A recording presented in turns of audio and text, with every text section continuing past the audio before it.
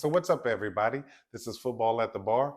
We're your hosts. My name is TA, And this is G Money. and we're here to bring you some fun, exciting, keeping it real football takes for you that are completely different than what you're getting from every place else. We've been doing this for how long, G? It's got to be at least 20 years 20 now. years watching Yeah, football, having drinks, I and would say talking the so. game out. So I'm excited to be here with you. We're going to sit over and give some great takes to the folks, and we're going to sit over and have some fun today. So let me ask you a question before we get started. What you drinking on today? I'm going with my Old Faithful. You know, I'm actually kind of like an old man. Some of you out there that maybe are on to the scotches of the world, I'm into this J&B, you know, a blended scotch. It's my go-to. And for me, I drink Cavassier. I'm a cognac connoisseur. Yeah, So you that's are. what we're going to get to. Yeah. So with that being said, are you ready to talk some football? I'm with it. Okay, good. So the first subject I got for you is that 70-point wallop that Miami put on the Broncos. Yes, And let you me make hear me some of take a your sip on opinions that. on that. That was a monster right there. Well, okay.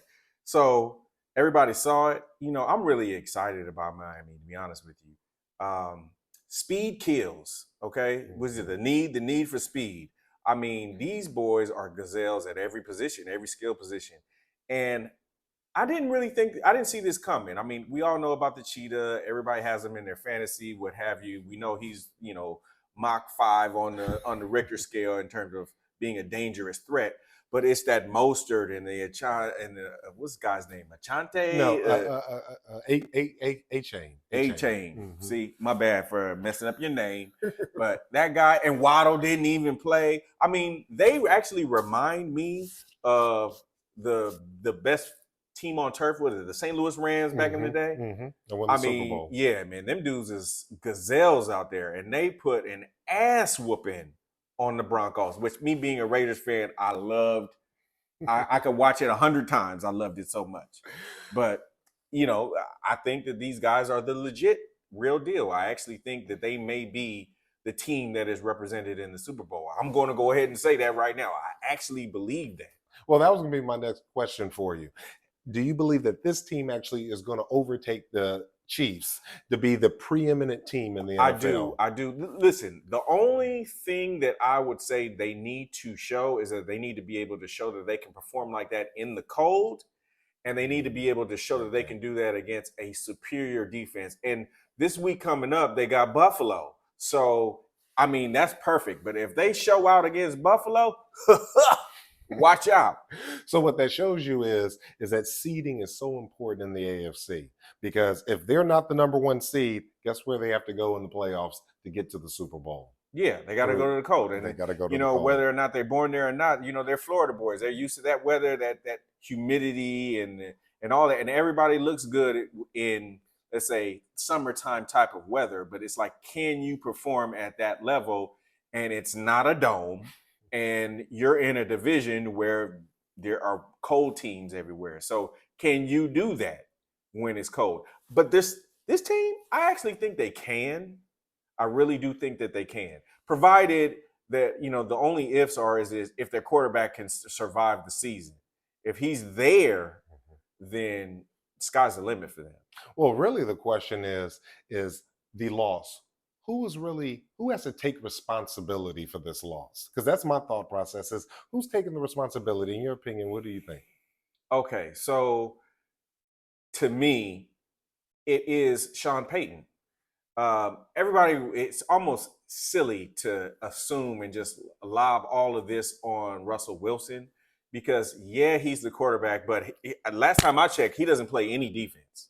So Sean Payton did all of that talking and bloviating, before the season, talking about their previous offensive coordinator and, he's a new sheriff in town and, he's got this resume for being this great executor. And yeah, he won the Super Bowl and we all know and we get it, right? But that to me just shows a devoid of leadership because his team quit on him. And so whether you could say they quit on him or they quit on the defensive coordinator, whatever, you're the one that's the head of the honcho. You're the one that's the head of the snake. And you're the one that's supposed to be bringing in this new regime, this new day of Broncos football. And y'all got mollywopped. especially at the money that he's getting paid. Come on See, my now. big problem is that you hear in the media all these individuals trying to blame it on Russ. Like Russ was the one that gave up 70 points. Now Russ could have scored more than 20 unequivocally. I have no doubt But about Russ that. didn't really play bad. He didn't play bad. He didn't play great, but he didn't play great, bad. The but defense played horrible. yeah. And to give up 70 points, exactly what you just said is the team gave up on them. And part of the reason I believe that the team gave up on them is because of how Peyton has acted. Have you seen another coach talk so negatively about their starting quarterback? Now, this isn't any regular old quarterback. This is a quarterback that's on the cusp of being a Hall of Fame quarterback. It was just a few years ago they were talking about let Russ cook, and he was vying for an MVP. And now the head coach, a person of Peyton's stature, sitting over here and disrespecting his own starting quarterback, not just his own starting quarterback, but the previous coach. You have to have more gravitas. You have to have more just respect for the game than to be doing things like that. Well, okay, it's interesting you say about respect. So to me, what I see is that there really isn't any respect for the quote unquote leaders of your team. So there may be respect in terms of what the team may feel for Sean Payton because he has the pedigree to prove it. But I think that Russ lost the team last year. And this is just a microcosm example of that. But with that being said, he's not on defense. So what it really means is that this team, in my estimation, has gotten into the habit and really the danger of losing. And so they are used to losing. They're used to getting their ass whooped. So when these guys really were showing that they were superior athletes, they bent. They tucked their tail. Yeah, they might have came out like, oh, okay, rah rah, and we're about to do it. But the minute that they got hit in the mouth, all of that, that bluster went away quick, and then it stayed going away. So the fact that they got beat by 70. Well, they didn't get beat by 70. They gave up 70. They got beat by 50. They got beat by, but okay. Potato. Okay, yeah. They got their ass handed to them. Mm-hmm. I mean, I don't think I've seen that in the modern era. I mean, maybe in John Madden when I'm playing, on my own, but I've never just actually seen an NFL pro team just get spanked like that. It was like watching not JV versus, mm-hmm. It was like Pop Warner even. I was going to say JV. It's like watching Pop Warner versus like the VAR. Like, okay, y'all are some little kids, and I'm out here doing no-look passes and spin moves, and you guys are bouncing off me. I mean, it was ridiculous. I want to stay on the coach deal because, everybody talks about Russ won a Super Bowl a long time ago, and what has he done since? Well, Sean Payton won a Super Bowl, just won a long time ago, and what has he done since? And so when you talk about how much esteem that he has, at the end of the day, is that only takes you so far.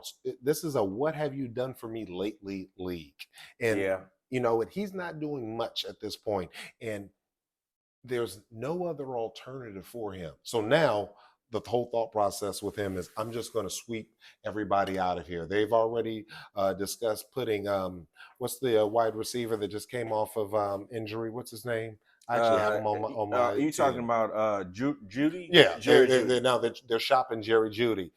So now it's okay. I have to clear out everybody and then bring in a whole new team. One, he's not Deion. Yeah. He thinks he's Deion. You're not Deion. So very interesting to see where they're going to go. Are they going to completely fall on their faces, or is this is going to be a test and a testament to see what is his mettle in terms of can he really turn this team around and at least make them competitive? Because he's in the danger of not Arizona being the worst team in the league, but his team being the worst team in the league. Yeah. And you know what? And they're coming up and they're playing Chicago next, right? So this is like, the Bad News Bears Bowl. I mean, who's shittier?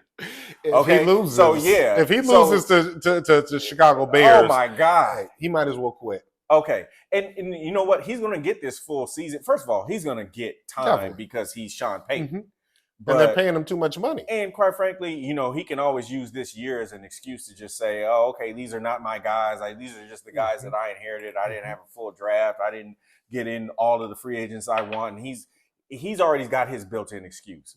But, really to me, what shows the mettle of a great coach is to be able to take, the average Tom, Dick, and Harry and get them to believe and to focus and be prepared and execute to the game plan. And right now, he's failing at that miserably. I do expect them to beat Chicago. I mean, Lord help them, even though I hate the Broncos, Raider Nation. But, Lord help him. If he loses to Chicago, I mean, you want to talk about bad press. Well, excuses. Speaking of excuses are just like assholes. Everybody got one. So I'm not interested in hearing any excuses of what he has to say, especially how he came at Nathaniel Hackett, the previous that was coach. The offensive coordinator, right? The things that he said about that individual, although they might be true, guess what? That's not something that you say in the public. Sure. That actually lowered his esteem. Have you ever heard of the Coaches Collective?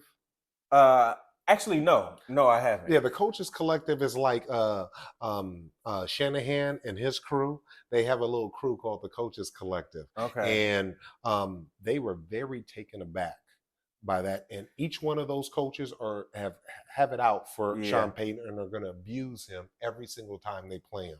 Well, yeah, because it's kind of like, to use a movie analogy, it's kind of like The Godfather. It's like, when Michael said to his brother, he was like, never let the family, nobody else outside of the family know what you're thinking. Right. You know what I mean? Like, never go against the family.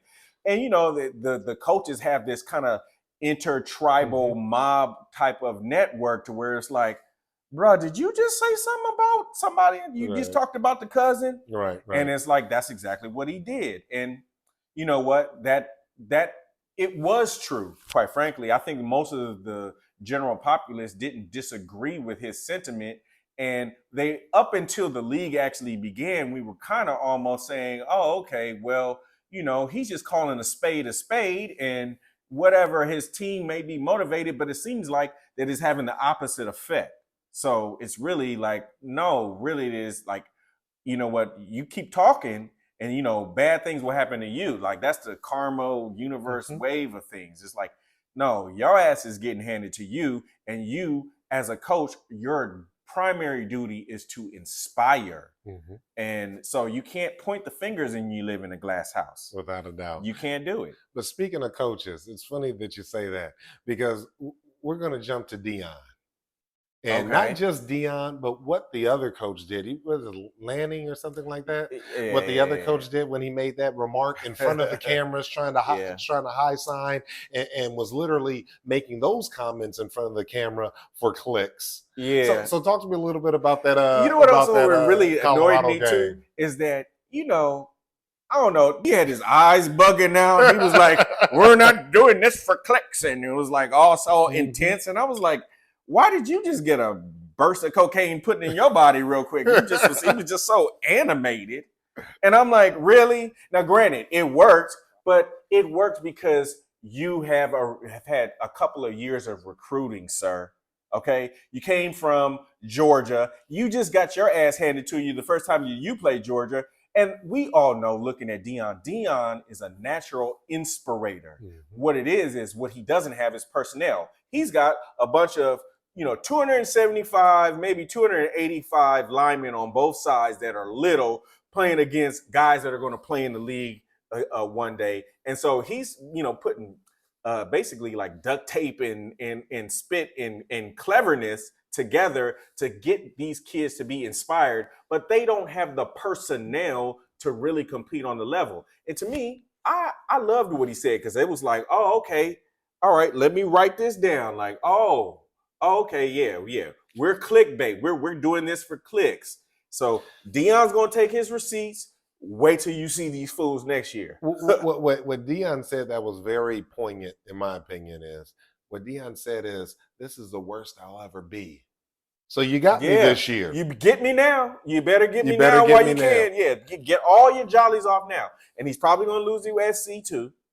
So I agree. The team isn't devoid completely of talent. I mean, we have a first-round quarterback. His other son Shiloh's real good. Yeah. Now, I don't know. Number 10 on there with the receiver. I can't think of the kid's name. Right, but he's pretty good, and the one that's hurt is going to be a first round player as well. Yeah, that lacerated his kidney. So I don't think they're completely devoid of talent. What I do believe is that, like you said, they're a little bit smaller. Yeah, than they're the devoid of big-time talent teams.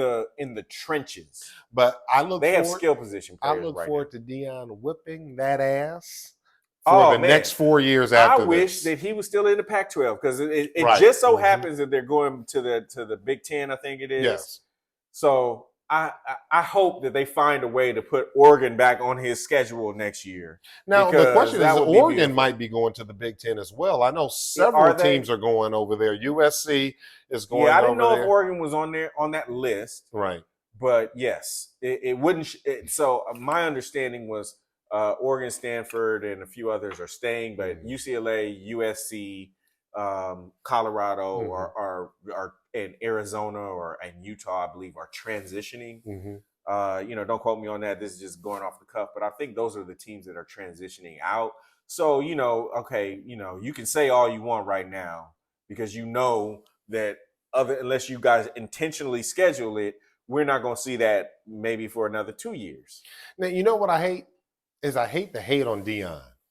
Right. It's like the mainstream media. It's like these basic, individuals out here. I almost want to use the motherfucker. These basic motherfuckers want to sit over and hate his flash, his excitement, his bravado.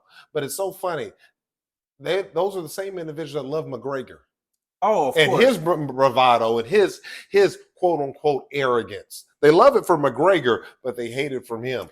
That's why he's going to whip all of these individuals' asses. And I would not be surprised if he is not playing in the college playoffs within a year or two. Oh, yeah. Deion? Oh, yeah. No doubt. Because what they're really afraid of is Deion is cutting through the red tape. Deion inspires.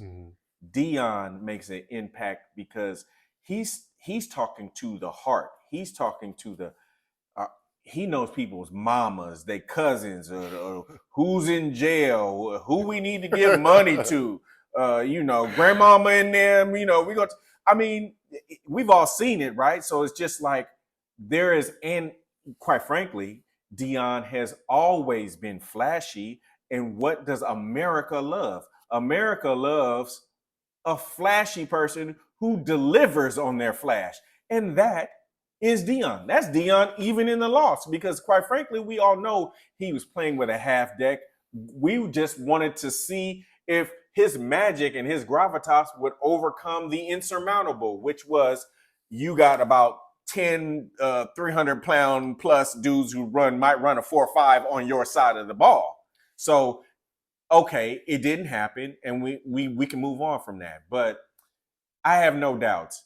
I wouldn't be surprised, especially with the way that the IL is now, that Deion gets a treasure trove of transfers that was maybe gone to Alabama and LSU and Florida State and so forth. Them boys might just say, oh, you know what? I didn't like the tone of that coach in Oregon. You know what? Click, clack, click, clack. I'm about to, Deion, come take me to the promised land. That's the one thing I bet you that happens. But speaking of, inspiring a team, let me tell you, unfortunately for you, who does no inspiring whatsoever. Okay, so you already know that this is like literally, the long suffering. Being a Raiders fan. 20 years. But I'm going to be specific I'm not really going to talk about the players because I think that we have talent. We're not devoid of talent. What I really am disgusted by is when you talk about inspiration and leadership is that Josh McDaniels going for the field goal was the most cowardice, unintelligent move that I think I've seen in a very long time. It was little ball. Oh my God, man! Little dick in football, you're supposed to have grande huevos. At the minimum, if you don't make it, you got these guys pressed up at the 5, and you still got all those timeouts that you were going for, but you kicked a field goal with the hope that we were going to get the ball back. And it didn't matter because you really played into a superior coach's hand. I bet you, it was what's the Steelers coach guy's name? Tomlin. Tomlin. I'm embarrassed to say I can't remember it, but that's the liquor That's talk. the JB. But look, Tomlin is the antithesis of that. Mm-hmm. He can come in there and bring you and me, and we will go out there and ready to break our necks for him. And he just has that skill set. What I am disgusted by is, this whole Patriot way. And, Josh McDaniels has gotten a lot of credit for all of the success that he had in New England. But only in New England. I would say that I think that he is an individual who has a pretty good grasp on, let's say, design, offensive scheme and design. And he can design very clever plays like the one that he did on 4th and 1 that we ended up scoring the first touchdown on. But what he is horrible at is actual play calling, because the real key as him taking the reins away from his offensive coordinator and him being the leader and the inspiration person of men is that he decided that he was going to get pass happy, and he kept going to the fringes, which was away from the strength of his quarterback. His quarterback doesn't have a noodle arm, but he is not a strong arm thrower. So why are we playing the game in these three step back drops and going to the fringes all the time when he likes to pass over the middle? Why are you doing play action plays when you have not successfully made the run possible? There was no balance. He needed to take Josh Jacobs, who they just paid, who is going to get paid off of the incentives on his contract and is just motivated, and you need to get him in rhythm. I don't care if he ran 2 yards, 3 yards, and a cloud of dust. You know what? Guess what? You weren't successful at the run. The game is 7-7. The game is 14-7. At those junctures, you need to ramrod, run the ball, and make sure that it is effective so that you can then transition to other plays. But then fast forwarding down the line to the end of the game, you need to try to win the damn game. The Patriot way was about winning, but guess what? Al Davis was about winning. Okay, what was it? Just win, baby? That's our mantra. I mean, come on, man. The thing is, the Patriot way is antiquated. At the end of the day, the Patriot way has not won since Tom Brady was there. And let me tell you something. Do I respect Tom Brady? Of course. Do I think he's the greatest thing since sliced bread? Absolutely not. Real take. Mahomes is far better than Tom Brady. Oh yeah, from a skill set perspective, yes. But still, Tom Brady, what he did is he had balls. What he did is he led them to wins. That wins were not there, that the average quarterback wouldn't have got for him. But the Patriot way is antiquated. It's a 90s, early 2000s type of setup. Yes. And what we see, Josh McDaniels is not a winner. The only person he's ever won with is with Tom Brady. Well, he hasn't won. Tom Brady has exposed him, and I know I'm cutting you off, without a doubt. To me, what I would say is that he's an individual who is good at drawing up schemes and game plan in terms of just cute and maybe clever and even creative plays. But the cadence of a game is and how you call the game. What I really am seeing is Tom Brady was probably checking down and saying, no, we ain't going to run this bullshit. No, we're going to run the ball. And was probably telling him, no, this is what I see. Let me check down. No, I'm going to go here. I'm going to go there. And when you take that person with that mind, with that, because there's a lot of things I can say about Tom that are bloviated in the let's say the eyes of the public. But one of the things that I will never take away from him is his gangster. There's only 2 quarterbacks that I've really seen that has been like cutthroat. I'm going to stab you in the heart like that. It's been Joe Montana and Tom Brady, because Tom Brady, for everything that he doesn't have in terms of physical ability, he thinks the game. And when you give him time, he's like, I'm going to slit your throat. And we've seen it through the evidence through his career. So when you take it back to Josh McDaniels, what you're really telling me is, if Tom Brady isn't out there, you ain't shit. Well, what was the last team that he coached prior to the Raiders? Oh, with Denver when and he was a What, he was a what, dumpster fire there. what type of debacle was that? Oh, a complete dumpster fire. Now, I think he had learned from that, but the number one lesson that he hasn't learned is, you know what? Interpersonal relationships. Yes, and having some damn cojones. Right. Go for it. But let's go further than that. We just saw Adams in the media yesterday sitting over here saying this ain't the deal. Yeah. That they're not doing it right. This They is are not how doing it we right. win. And guess where that buck stops? It stops with him. It stops with And they're him. they're not doing it right because they're telegraphing everything. It doesn't matter. From a fantasy perspective, everybody loved the fact that Devontae went off. But you're ramrodding the entire offense through him. When you have Renfro, you got, Renfro was basic. but it doesn't matter. He's a talent and he could be seen as a threat. You just drafted Mayer, who, when the Patriots were bowling, they were tight end crossing. Yeah. But we don't even know if he's basic or not basic because he ain't got the ball. He didn't even he scored a touchdown the other night. Well, no, he scored an extra point. Okay, but what I would say is that he has not drawn up the schemes and told his quarterback to do the reads. Now, maybe some of that may be on Garoppolo. Maybe Garoppolo is a little too. He made sure he went out and got Garoppolo simply because he came from the Patriot way. How many people? And he ain't doing how many people that have come from the Patriot way have succeeded in the league? Bill Belichick, and only with Tom Brady. So at the end of the day, we need to walk away from that and talk about off. How many teams have gone out and gotten executives to do it the Patriot way that are performing at the very bottom of the league? So that whole mindset, and I respect my avatar on DraftKings is Belichick with some dreadlocks, with Cam Newton's dreadlocks. So I respect his mind. I've been able to see over the course of my life since LT what he's been able to do with defenses, and I respect hardcore, hard grinding leadership. That's exactly the type of leader I am in my corporate and my work life. But at the end of the day is the concepts, the X's and O's, the actual wins and losses are not showing up doing it the Patriot way. What's old boy that was at Detroit?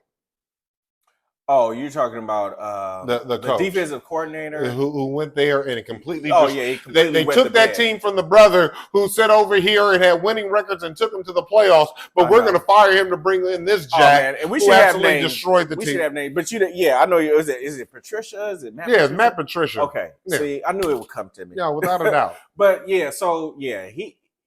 again, this is just. They're riding the coattails of the success that they experienced, but then what they are proving and have continued to prove is that they themselves don't inspire. Mm-hmm. And when we talk about Deion, when we talk about the great quarterbacks in the league, when we're denigrating Sean Payton, it's that lack of inspiration. You have to get your guys to believe and execute. You can be an X and O's guys all day long. Hell, I can draw up some plays in the dirt and make it look real sexy, but it's about the inspiration, having them believe, and they don't have it. Speaking of great quarterbacks, you know who isn't a great quarterback?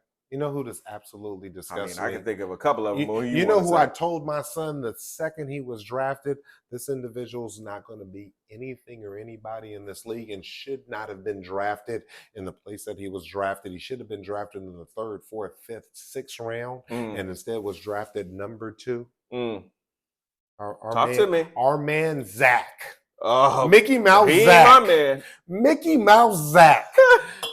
Have you seen a person that's been more inept ever since being drafted than him?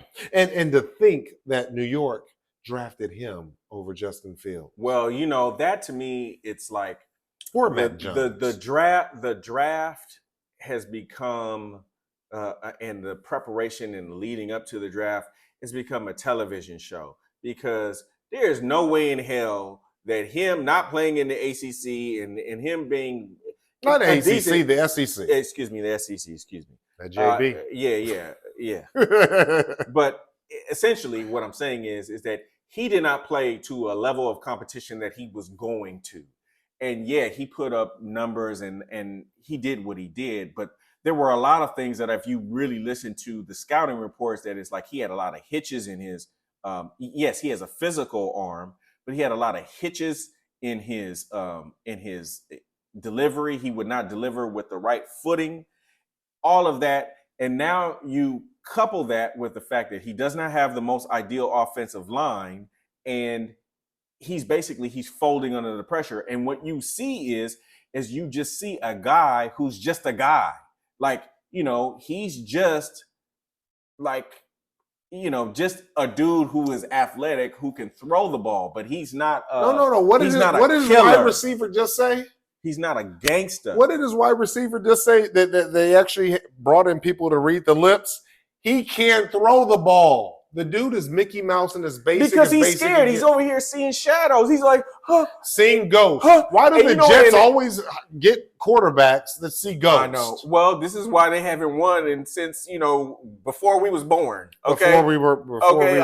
For crying out loud. What was the last quarterback that won, or the only quarterback that won the Super Bowl? For them? Yes. Oh, it's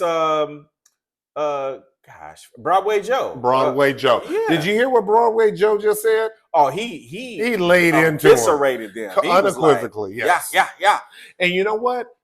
He is, I would say, has the gravitas to sit over here and say these things. Certainly. As a fan, yeah, and as a professional, as a Hall of Famer. Why? Who else how bad do I feel for those fans that have to look at this clown car out there on the field, not producing week in and week out now for 2 seasons? And then they try to put Fields on his level, because Fields is having a horrible first couple of games, first multiple games of his season. But Fields, just last year, people were talking about him as an MVP. When have they ever talked about Zach Wilson as an MVP? I mean, not ever, never. But now you want to sit over and compare them and put them on equal footing. And it's not to sit over here and lower Justin Fields. It's to elevate Zach Wilson. Well, and at the end of the day is when a GM makes a choice like that, when you had a person like Justin Fields, his athletic prowess, when you had Mac Jones, who I'm not a Mac Jones fan. He just hit Sauce Gardner in the nuts. I'm not a Mac Jones fan. I've seen him sit over here and wear dreadlocks and blackface, dressing up for like quote unquote Obama for Halloween. So I'm not a fan of him. But I will say this: shots fired. Shots fired. But most people don't know about that. But what I will say is he's a far better quarterback than Zach Wilson. The only thing Zach Wilson ever did, I never even heard of him before he threw that Mickey Mouse pass at his pro day in shorts and a T-shirt, long pass, sidearm, like Mahomes. Mm-hmm. And then all of a sudden, he needs to be the number 2 quarterback. Chris Sims, who this is what I'm talking about, that mainstream media and clown car shit, sat over here and said he was better than Trevor Lawrence. Trevor Lawrence ain't that good when they say he's generational, but to sit over here and say Zach Wilson is better than Trevor Lawrence is blasphemy. To take something from Stephen A. Blasphemy. Yeah. Well, look, they just picked up Simeon. Which I think won't do no better. But see, to me, this goes back to what I was even referencing with the coaches, because to me, this is more like, was it Robert Saleh? Saleh. Mm-hmm. Because again, we're talking about inspiration of men. So what I really see is, that your quarterback is a hook. You know it. That's why they went out and got Aaron Rodgers. So unfortunately. And they got Aaron Rodgers, and we all saw the tragedy. He didn't even, 4 plays in a cloud of dust. Karma's a motherfucker, ain't it? But karma is a mother. But what I would say is that he's not playing to his strengths. So when, through the years, because we've been watching not playing football, to his strength? Saleh is not playing to the strengths of his team. Correct. So without a doubt, what I would really say is a criticism on Saleh, and as much as I want to throw Zach under the bus, it's really, if Bill Belichick was in that position, or if Bill Parcells was in that position, would they still be a hook? No. They would have run the damn ball. Okay, that's fair enough. They would have run the ball. Especially with the 2 running backs that they have. But here's where the challenge is. It's the line. But here's where the deal is. Right, especially with that defense and the running backs that they have. But here's where the deal is. You know what both of those coaches would have done? Would have benched this clown car.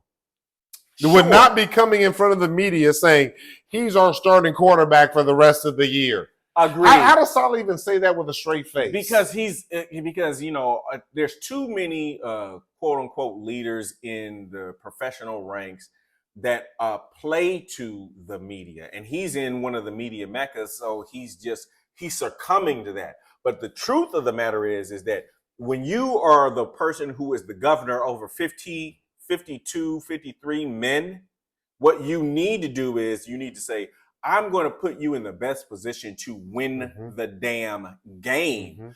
And by doing that, what you're saying is, damn it, it doesn't matter if we have a shitty quarterback. What we're going to do is he's going to do screens and a couple of play actions that we designed for him. But out of the 60 or 70 plays that we run on offense, 50 of them are going to be run plays. Hey, what's the running back for them? What's the running back for them? The running back, you got Hall.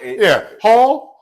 Leg be damned. I'd run his ass every single time if I had to. I would definitely not be giving the ball.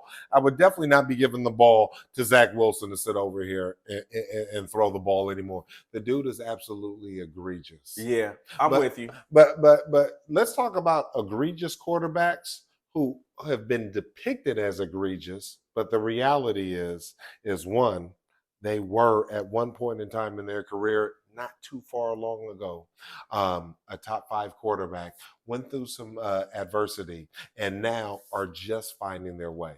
What I'm excited about is what we saw from Deshaun Watson this past week. Deshaun Watson had a great game. Had a serviceable. No. That's underselling. Not serviceable. He had a. He won. Better than no.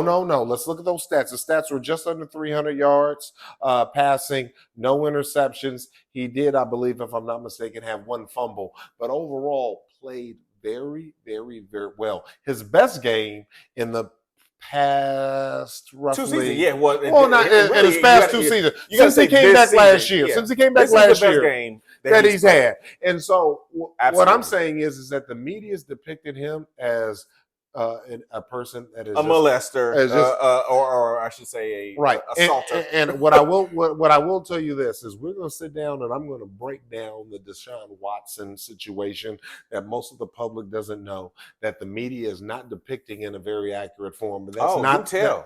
No, we're not going to tell today because that's too salacious, and these individuals need to get to know us before I get that deep and that real with them. You ain't trying to turn off. No. But what I will do, because they need to understand that I unequivocally keep it real and I'm unequivocally educated in this. I do know the backstories. No, I know you dig deep. You know, I dig deep. You always have. But what I will say with Deshaun Watson is anybody else is given an opportunity to shake that rust off after almost 2 years of not playing, and he was never given that opportunity. Now, when we see the turn, now he's in for an unbelievable opportunity, and that opportunity is to sit over here and bring the Browns to a position that has not been done since when we were kids. Blast from the past. Bernie Kosar taking him to the AFC Championship game. I don't think they can sit over and get to the Super Bowl because you have Miami and you have the Chiefs to go through. But what I do believe is that if luck falls on their side, they can get to their playoff arc because of that defense. I mean, that organization, as much as they're laughed at, have put together a team that can go very deep and very far. They are providing you with a formula for success in the National Football League. Great defense, solid running game. Well, they would have had a great running game if it wasn't for their running back getting hurt, which ate my fantasy teams up, and we'll talk about that a little bit later. But solid running game, and then you've got decent skill possessions with a smart quarterback. Because you know what? That same formula is what the Dallas Cowboys are trying to do. I mean, it's damn near like you could rubber stamp it. It just happens to be the Cleveland Browns. And Lord knows, because, we got family that's from Akron and Cleveland. You want to talk about me being a long sufferer. They have suffered for eons. So I know they are so elated that this $300 million man is actually starting to bear some fruit. So, I'm happy for him. We'll see where it goes. But because we have to temper our expectations, because the reality is that it's against the Titans. The Titans have one of the worst passing defenses in the NFL. Yeah, and Cooper might show up. He's sometimey, but he might show up. Well, why do you disrespect your old Raider guy? It's not about him being an old Raider. He was great with the Raiders. No, he was not great. He was very, very good. No, he was very good, but he was not great. And the reason why we let him go is because, just like what I said, or what we say about a lot of he players gets in the mood. He gets in the mood to well, where I don't really want to do it today. How about, because greatness? I don't want people to throw around that term too loosely. But greatness is that I am excellent when excellence is required. And what Cooper has done is when there is no expectations on him. I'll say the same thing about Derek Carr. Yeah, I said it. Derek Carr is that they are excellent in games where there's no pressure on them. But the minute that it's required, their booty hole gets tight, and then well, guess what? Your quarterback right now does the same thing. And I just, why do you even bring up? I know. I need to take a sip. So remember, we're talking about Deshaun Watson, and what we have seen is Deshaun Watson step up right now, currently. I agree. And so it's definitely TBD. It's to be determined if he's going to be the individual to justify that contract. And I'm so tired of everybody complaining about he got the contract and da-da-da-da. I mean, they paid it. Hey, guess what? They paid it. Good for him. It's not like they paid it just by willy-nilly. It's not like this is Miami. This is Cleveland. You're going to have to pay somebody great. Anybody who's good to go to Cleveland. So to act like this, let me tell you something. They paid Zach Wilson that money. Everybody wouldn't say shit. But they paid Deshaun Watson the money. It's a problem. And you know what? And if they paid Zach Wilson that money, everybody would be fired. I'd be firing everybody. Well, I tell you, the GM ain't that smart. They have one of the sharpest GMs in the NFL. You know what? If you look how they put together this team, really one of the weakest components of that team is the coach. I don't know if he's the man. I like him. I just don't know if he's the man, because I hear you. All right. So last thing before we go into our DFSs, because I know we need to talk about little that. Fantasy, little DFS. But I will say this is just as a closing to Watson. You know what? Lamar Jackson doesn't look all that great right now. He don't look bad though. He doesn't look bad. They're 2-1. They lost on some fluke. They lost on some ref shit. Yeah, because they should have. They should have. No, it was the intercept. I mean, it's a lot of bullshit that they had to deal with in that game. Okay, so, and Tucker missed that field goal. Yes, but what I would really say is that Lamar, from a passing position, has looked a little sloppy. No, only the game one. And a little bit of game two. Even the game they lost. They were you got to remember they had a hurricane last week. Well, whatever. I'm just saying he ain't looked like, oh my God, you're the MVP. Oh, yes, he has. Okay. Did you see the runs? Well, maybe we have to recap that after week 3, because I beg to differ on that. I think that Lamar, if you had him in fantasy, would you have been happy? I do have him in fantasy. Would you? How many points did he score? Look, because he ran the ball and got 2 touchdowns. So did he play well? So did he play well? Yeah, but from a quarterback position, which you also want to see, just like what we see with Jalen Hurts, you want to see that the guy knows how to deliver the ball in the pocket also. Have you ever played in a hurricane? A tropical storm. I mean, have you ever played? Okay, but so is it fair to say it might be a little bit different than when it's sunny? Going back to your Watson thing, all I'm really talking about Lamar, it's not really to diss Lamar. No. It's just Lamar's to my heart. Lamar, there's some vulnerabilities there. There's some vulnerabilities with the fact that the bank. I'm just Joe Burrow. Joe Burrow got the calf injury. He looked suspect yesterday. The Steelers' offense is dog meat. They just looked good against my Raiders, but that's just because they were playing us. And everybody looks good. So I still like the Steelers. I still like because they're going to come with it every single. I like Tomlin. I like Tomlin, but that's like there's a window for Watson.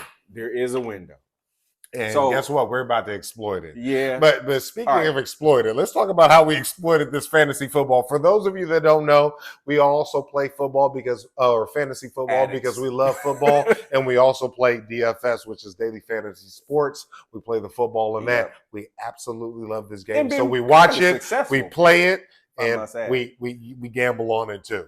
So please tell me, how'd your fantasy do this week?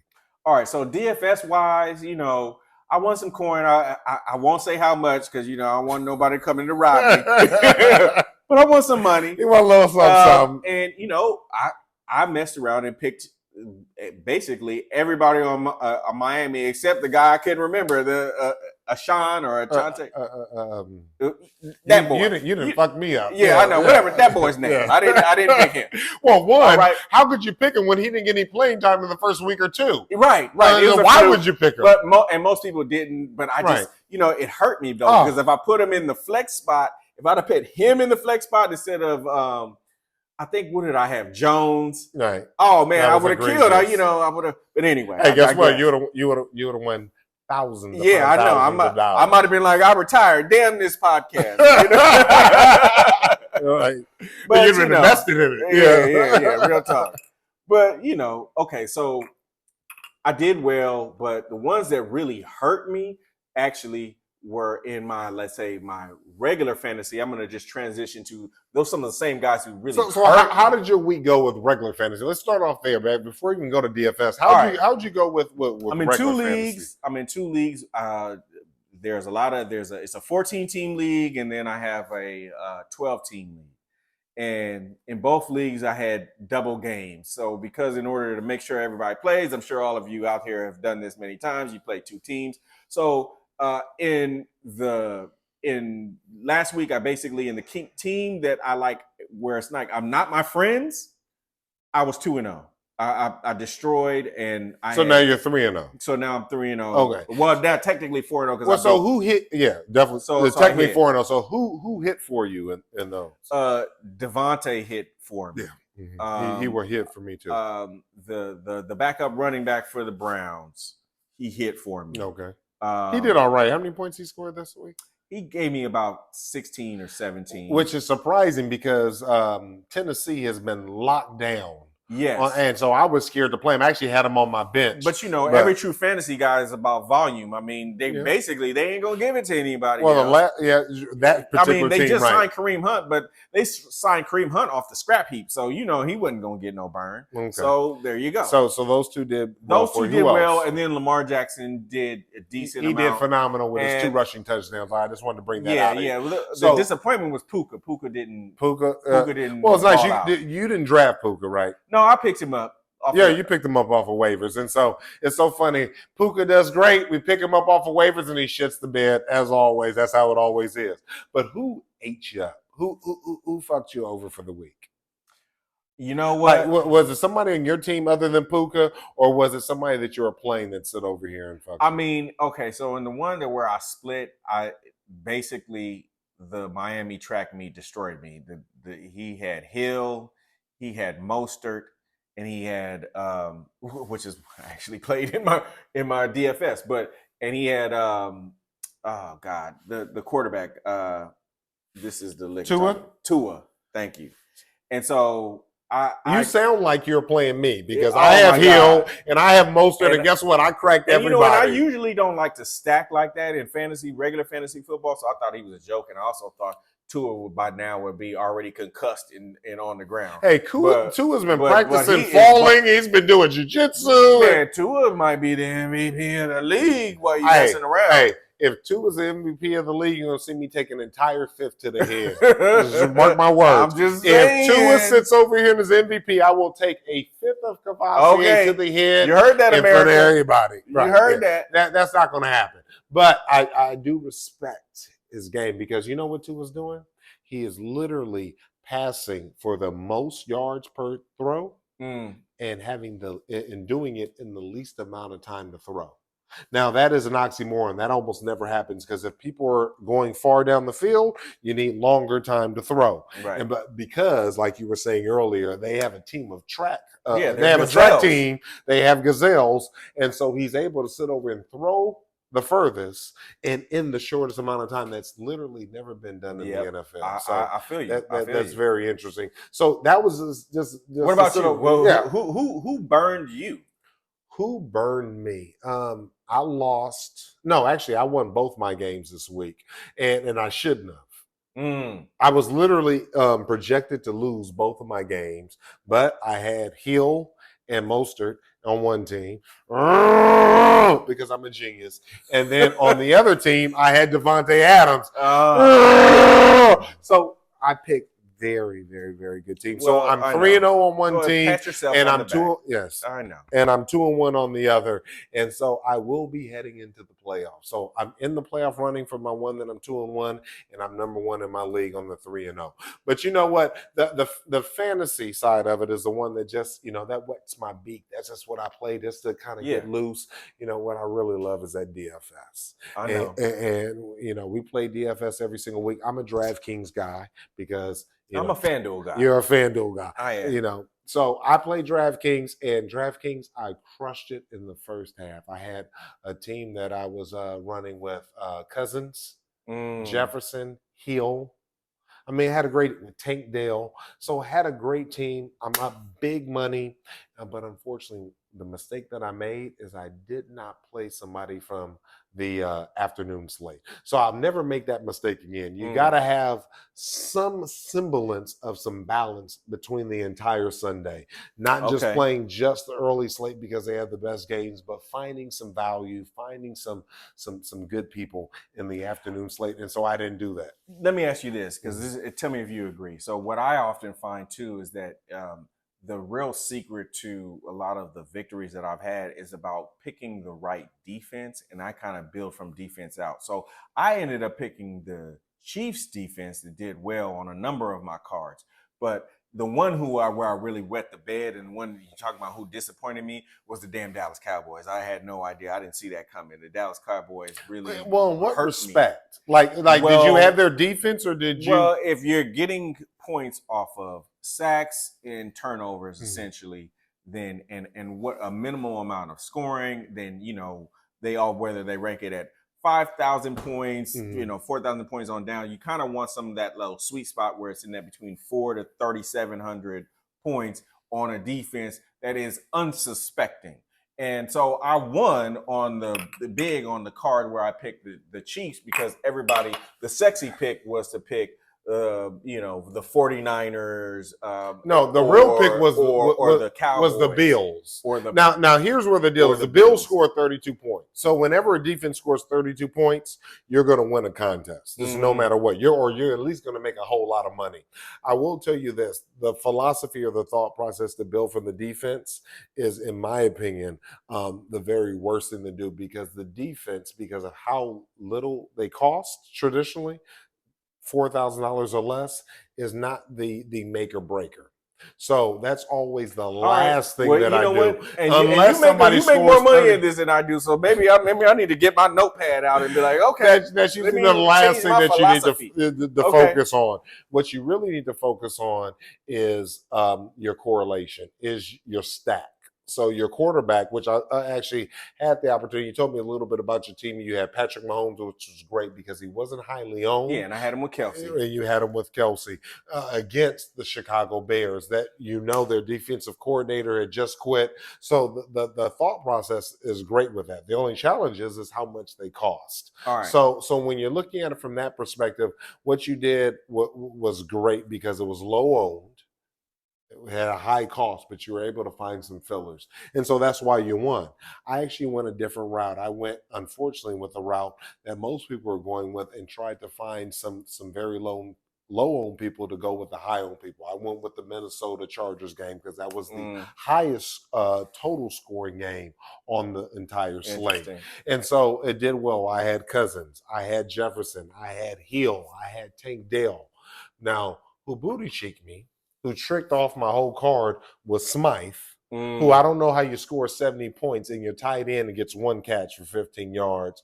And who also booty cheeked me was Kelly, the backup running back who took over for Eckler. Well, he was a mystery last week too. He was a mystery last week. But when people are expected to do well and then fail, you're supposed to go back to them because there's a expectation that the people liked them the previous week, so that means that they should have done well and they didn't. That means that you're just a little bit early and they should do well the next All week. right, so I'm going to give a tip just for the sake of our first episode, and then I know you probably got a whole bunch of them. But since you brought up the Chargers, right? So to me, the thing that you really need to think about for this week coming up is Palmer, Quentin Johnson, and maybe Black Palmer Jr., the tight end. Basically, all the other Parham. One is I think other guys Palmer's the deal. Yeah, because they're playing the Raiders, and that's generally going to be somewhere in a high-scoring game because both defenses on paper seem like they're decent, but they're really dog meat. I really like that call, G Money. I really like that call in terms of you that really game. Need to go heavy on the Chargers. That game. The challenge is that your quarterback is going to be out with concussed. That's all right. Well, the thing is that a DFS game, if there's not both teams scoring, then traditionally the other team's just going to fall on their run game because the other team is not going to be able to push them to have to pass. So, unfortunately, and let me tell you something. Next week, I'm not worried about Garoppolo. I'm Garoppolo's not going to play. So my point is that you're going to have the backup that's not going to be able to push him. My concern is you've just convinced me I need to go back to Kelly. And let me tell you, if I go back to Kelly and he shits the bed again, hey, if I go back to Kelly again, because motherfucker, I'm gonna roll these. You're gonna flip your chair over. I'm gonna do something ignorant. I guarantee you that because I hate to lose. But I will tell you this: it's gonna be a Raider home game. Know that because our team. Listen, our team. It's a Raider home game, and the Chargers know it. Every time that they come to LA, the Raiders really should have came here instead of Vegas. I mean, if we're just being real. Yes, without a doubt. So it's going to be 80% Raiders. But I like Vegas. Vegas with the team. With Raiders, Vegas with the Raiders. They're going to, it's anarchy. I lived in Vegas for a while. For 10 years. Nothing for a while. So, Vegas and the Raiders go together. At the end of the day, it has nothing to do with that. It's what is up with that coach? Is he going to be able to do the deal? Is he going to be able to take this back up? Rubber meets the road. And guess what? You know what's another good shot for next week for DFS is Jacobs. Oh yeah. Because the Chargers have a run funnel defense, which means that they encourage you to run. Yeah. So because their defensive tackles are light in the ass and they don't do nothing. So if Jacobs. This is a great game for Jacobs. Fuck Kelly. This is a great game for Jacobs. So I really haven't had an opportunity to take a real close look at the slate. I do want to do a quick shout out with Stroud. I did have Stroud, made some money on Stroud this past week. Everybody slept on him because he fucking didn't do well on that Mickey Mouse test that they had out there, this new test, this IQ test, and everybody was like, oh, he didn't do well on the test, he's stupid. Guess what? At the end of the day, this game is played with how much talent you have. How great can you pass the ball when you're a quarterback? Yep. And guess who did do well on the test? Is old boy that's with Carolina. I thought you were going to say Zach No, Wilson. old boy. He I think he did mediocre. Okay. Well, what's the dude that's with Carolina? First round pick from Alabama. Young. Young. I think that's his. Yeah. Is it Young? I don't know, man. This liquor is taking all the names out of my head. So the Carolina quarterback who's hurt, he didn't play this week.